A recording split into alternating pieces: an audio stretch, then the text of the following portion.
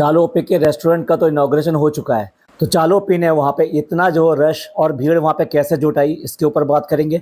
और बात करेंगे कि जो लोग वहाँ पर गए थे उनका क्या राय है इस रेस्टोरेंट के बारे में। साथ ही रेस्टोरेंट की पार्टनरशिप और कमर्शियल टर्म्स क्या हैं और उससे क्या होने वाला है आगे, उसके ऊपर भी बात करेंगे। विजुअल बहुत सारे फोटोग्राफ्स लगा रहा हूँ जिससे कि आप जो मैं कह रहा हूँ उसकी असलियत खुद भी समझ सकेंगे। अब इन फोटोग्राफ्स में कुछ खास फोटोग्राफ खो जाएंगे, आप मतलब हो सकता है स्क्रॉल करते हुए देखते चले जाएं, लेकिन मैंने जानबूझकर थंबनेल के ऊपर जो 2 फोटोग्राफ लगाए हैं आप इनको देख सकते हैं। ये सारी कहानी बयान करती है कि वहाँ पर इतनी सारी भीड़ जुटाने के बाद में इसका क्या हाल हुआ था चालोपी का, किस तरह से उसकी हवाइयाँ उड़ गई थी, उसके होश उड़ गए थे और परेशानी उसके चेहरे पे बिल्कुल साफ दिखाई दे रही है। और यहाँ पर आप सामने देख सकते हैं कि इसके चारों तरफ कौन लोग हैं। सिर्फ और सिर्फ सारे के सारे जेंट्स दिखाई दे रहे हैं, गैर मर्द दिखाई दे रहे हैं। और ये अब आया अपने हिजाब में यहाँ पर आई है। आप समझ सकते हैं कि कितने सारे नामहरम लोगों ने इसको टच किया होगा इसको प्रोटेक्ट करने के लिए। देखिए, मैं किसी की मंशा पे बिल्कुल भी शक नहीं कर रहा हूँ, लेकिन फिर भी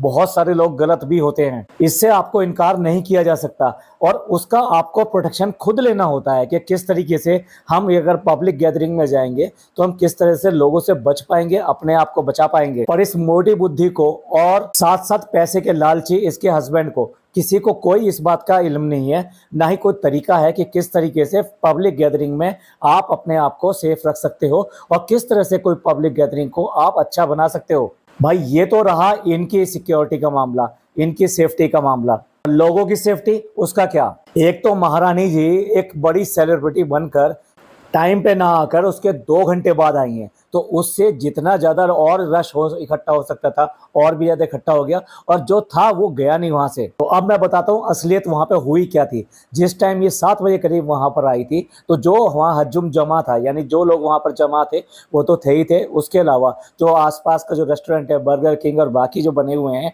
उसमें लोग बैठे हुए थे, खास तौर से इस बात के लिए कि वहाँ सेफ तरीके से वहाँ बैठ जाए। और उन्होंने वहाँ पे खाया पिया भी होगा डेफिनेटली, भाई वो कोई ऐसे तो बैठने नहीं देगा। तो जैसे ही पता लगा कि भाई ये आ गई तो सारे लोग रेस्टोरेंट्स वगैरह सबसे निकल के बाहर की तरफ भागे।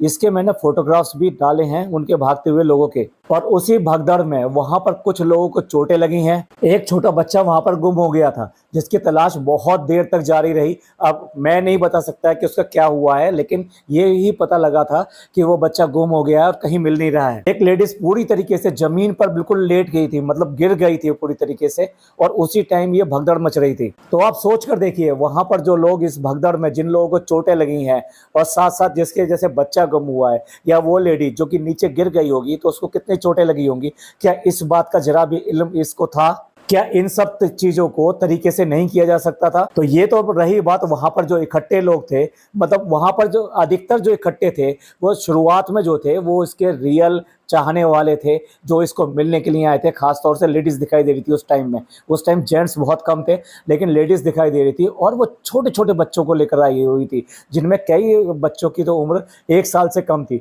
आप अगर मेरे फोटोग्राफ्स को स्क्रॉल करेंगे तो कई बच्चे वालियां भी नजर आ जाएंगी। और लोगों ने वहां पर लगभग 2 बजे से आना शुरू कर दिया था और ये लगभग 7 बजे वहां पर आई थी। आप लगा सकते हैं अंदाजा कि 5 घंटे तो वेटिंग टाइम था। उसके बाद में ये भगदड़ और उसको देखना, उससे एक फोटोग्राफ लेना या उसका दूर से ही कोई फोटोग्राफ लेना, इस सब के लिए लोग बाग वहां जद्दोजहद करते रहे। एंट्री की तो सवाल ही पैदा नहीं होता, किसी को भी वहां पे अंदर एंट्री नहीं मिल पा रही थी। ये जो इतने दिन से ये बोले जा रहे थे कि आइए और आकर हमारे जो है फर्स्ट 100 कस्टमर बनिए और वहां का खाने का लुत्फ उठाइए और देखिए कैसा है, वो आम लोगों के लिए तो बिल्कुल सपनों की बात थी। सच पूछो तो इसने वहां पर एक ऐसा माहौल क्रिएट कर दिया था कि जिसको देखकर जो असली लेडीज जो इससे मिलने आई थी वो डर रही थी और वो दूर ही खड़ी थी कि हम कैसे मिल सकते हैं, हम नहीं मिल सकते। इतना उनका मतलब दिल दुख रहा होगा इस बात के लिए, क्योंकि वो सिर्फ और सिर्फ इसको मिलने के लिए आई थी। मैं रियल वालों की बात कर रहा हूँ, अभी मैं बात करूंगा उनकी भी जो यहाँ पर बुलाए गए थे।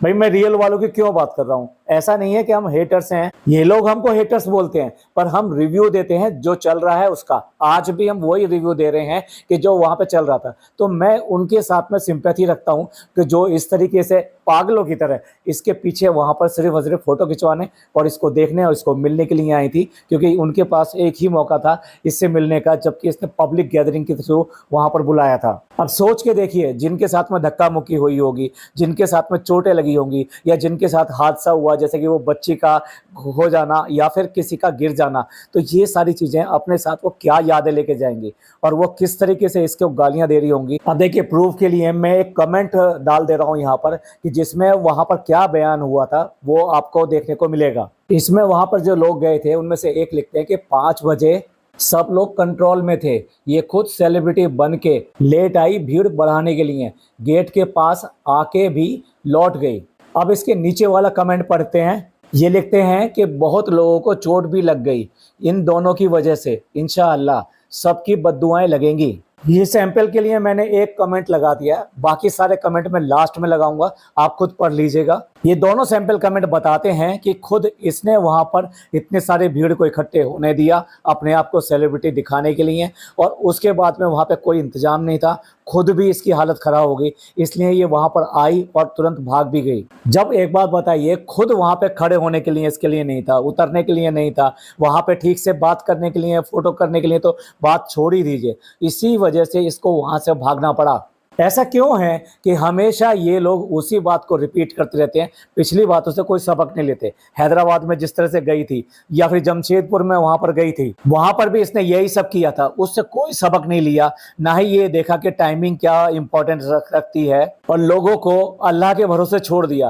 भाई सभी लोग वैसे अल्लाह के भरोसे हैं, लेकिन इसने खामखा उनको वो कंडीशन क्रिएट करी, वो स्थिति जनरेट कर दी वहां पे कि जिससे कि लोग बाग एकदम से खतरे में आ गए, अनसेफ हो गए और उनको चोट लगने का डर बहुत ज्यादा हो गया। अब बात करते हैं कैसे करके वहां पे इतनी भीड़ जुट गई। आप बताइए, मुंबई में इसने रेस्टोरेंट का अपना ओपनिंग की थी, तब भी तो इसने घोषणा करी थी, उसकी डेट की, टाइम की, सब कुछ किया था, पर मुंबई में मीरा रोड पे क्यों करके लोगों ने इसको इतना भाव नहीं दिया, और यहाँ दिल्ली में अचानक ही इतने सारे चाहने वाले उसको कैसे मिल गए। ये सब फनी की PR टीम का काम था। मौधा से बहुत सारे लोग बुलाए गए थे, थोड़े बहुत नहीं। अगर आप देखें इस इवेंट में जब 2 बजे थे, 2 बजे से लेकर 5 बजे के बीच में काफ़ी सारी लेडीज़ दिखाई दे रही थी, बुर्के वाली थी, नकाब पहन रखा था, अपने बच्चों को इन सबको लेकर आई थी, हस्बैंड वगैरह भी थे उनके, लेकिन अधिकतर लेडीज़ दिखाई दे रही थी। और 5 बजे के बाद में जो वहाँ पर जेंट्स का हजूम इकट्ठा हुआ है,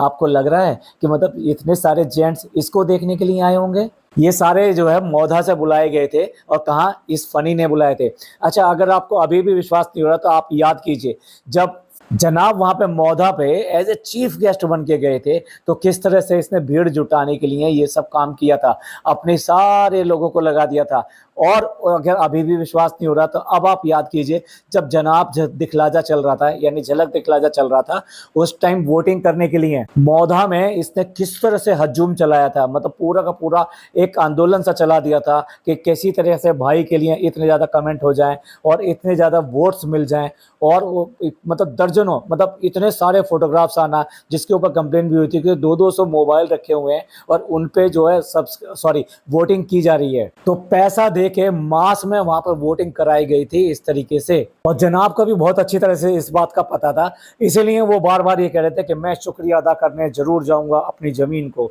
और कैसे गए थे और वहां पे क्या किया था और किस तरह का मजाक उड़ाया था उस जमीन का, आप सबको पता है। तो वही PR टीम यहाँ पे एक्टिव थी। इसके अलावा दिल्ली में जो जिनकी इनके साथ में पार्टनरशिप है उन लोगों ने, और साथ साथ ये जो गुंबद कैफे है, और एक मैं नाम शायद करेक्ट ना ले रहा हूँ, रुमायना करके एक शाहीन बाग में बड़ा शोरूम है, उनकी फैमिली, आप देखिए कि ये वाले इनके इनॉग्रेशन में आम लोग ही बजाय सिर्फ और सिर्फ यही मौधा एंड पार्टी जितनी भी वहाँ से बुलाई गई थी, यानी कि फनी के जितने भी यार दोस्त और जो लोग वहाँ से बुलाए गए थे वो दिल्ली के उसके यार दोस्त, साथ साथ ये जो मैंने रेस्टोरेंट बताया गुंबद कैफे, रुमायना फैशन, ये सब लोग ही वहां पर अंदर दिखाई दिए। और इसके अलावा आम आदमी को वहां पर एंट्री उस टाइम नहीं मिल पाई। और अगर इस तरह का इनॉग्रेशन हो, ये सब हो और केक कटिंग ना हो, ऐसा तो पॉसिबल नहीं है। तो केक कटिंग भी हुई थी, और वो जो केक लाया गया था, ये रुमायना फैशन वाले जो हैं, ये इनकी ही लेडीज वहां पे केक लेकर आई थी और वहां पे केक कटा था।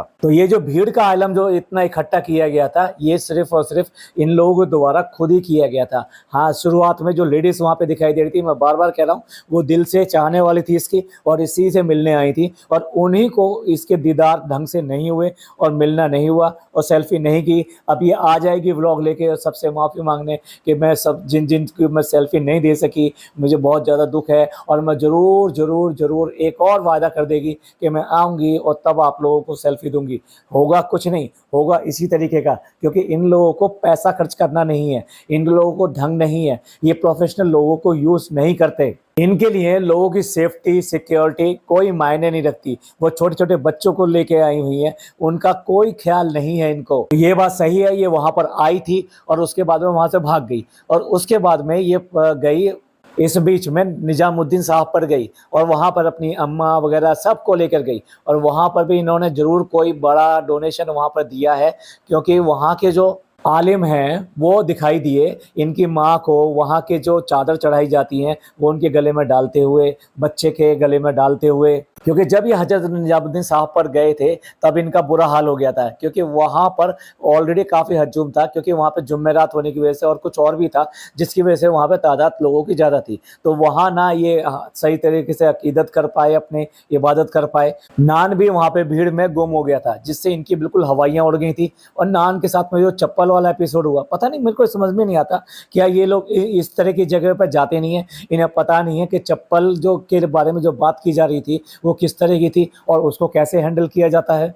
ऐसा लगता है कि ये सिर्फ और सिर्फ आप लोगों के इमोशन से खेलने के लिए ये सब चीज़ें दिखाते हैं, वरना ये सिर्फ और सिर्फ जब व्लॉग बनाते हैं तभी जाते हैं। उसके अलावा ये कभी भी इन सब प्लेसेस पे नहीं जाते, क्योंकि अगर फ्रिक्वेंट इन तरह के प्लेसेस पे गए होते तो इन्हें पता होता है कि चप्पल के बारे में जो लोग भाग भाग कर आते हैं कि चप्पल यहाँ उतारो, चप्पल यहाँ उतारो, तो उसका मतलब क्या होता है। तो तब इनकी हक्के बक्के रह गए थे ये, तब ये वहाँ पर कुछ भी ऐसा नहीं कर पाए थे, इसलिए रात के टाइम पे पहले डेफिनेटली इनकी बात हो चुकी होंगी, तब ये वहाँ पर गए थे और तब उनके साथ में ये वहाँ की जो मज़ार की जो चद्दरें होती हैं वो इनको दी गई। बाकी पूरा तो ये अपने व्लॉग में दिखाएगी। और उसके बाद में फिर दोबारा से ये रेस्टोरेंट में आई थी, और समय जानना चाहेंगे किस टाइम आई थी? लगभग 11 बजे ये वापस आई थी। अब आप सोच सकते हैं 90% पब्लिक वहां से चली गई थी, कुछ ही लोग रह गए थे, और कुछ ही लोग जिनको बस खास ये था कि नहीं इसी से मिलना है, तो वो इसलिए 2 बार 3 बार भी आए वहां पर कि ये वापस आ गई है नहीं आ गई है, वापस आ गई है नहीं आ गई है,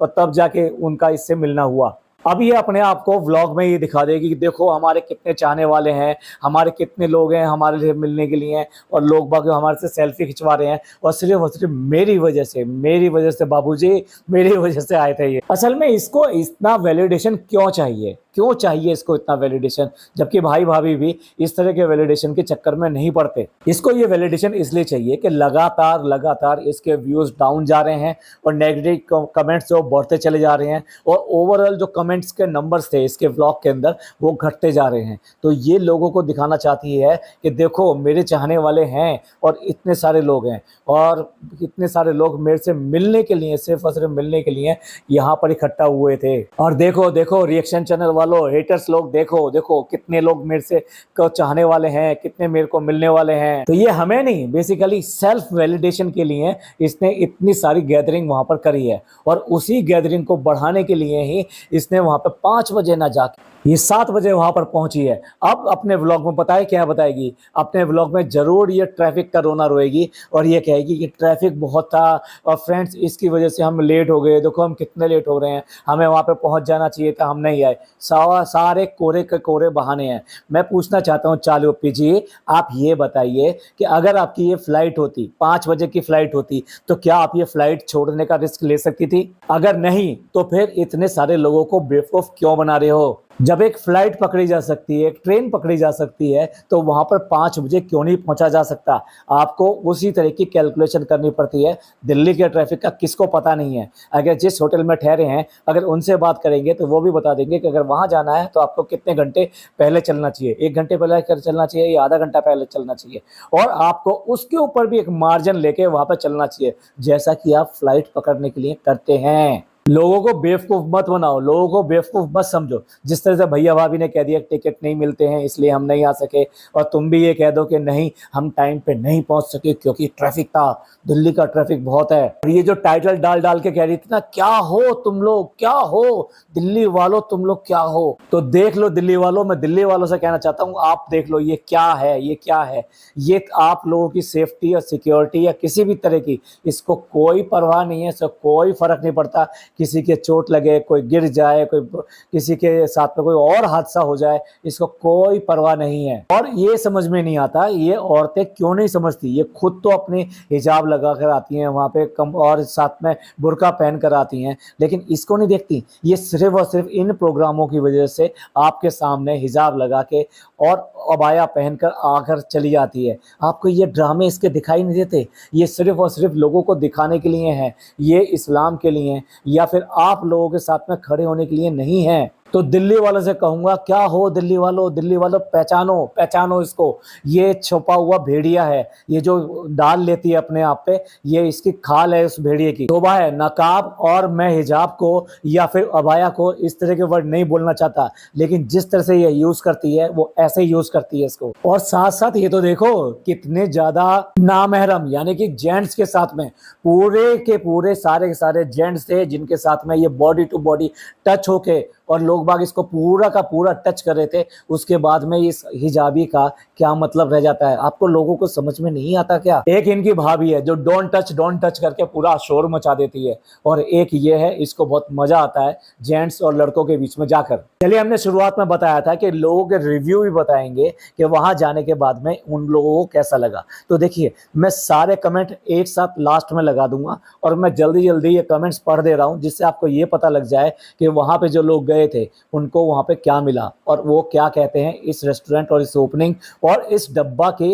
हरकतों के बारे में। पहला कमेंट, गंवार औरत सबा। दूसरा कमेंट, सबा का जहां बदतमीज मतलबी औरत। अगला कमेंट, वही पुराना स्टाइल लोगों को पागल बनाने का, पहले भीड़ बढ़ाओ फिर थोड़ा देर के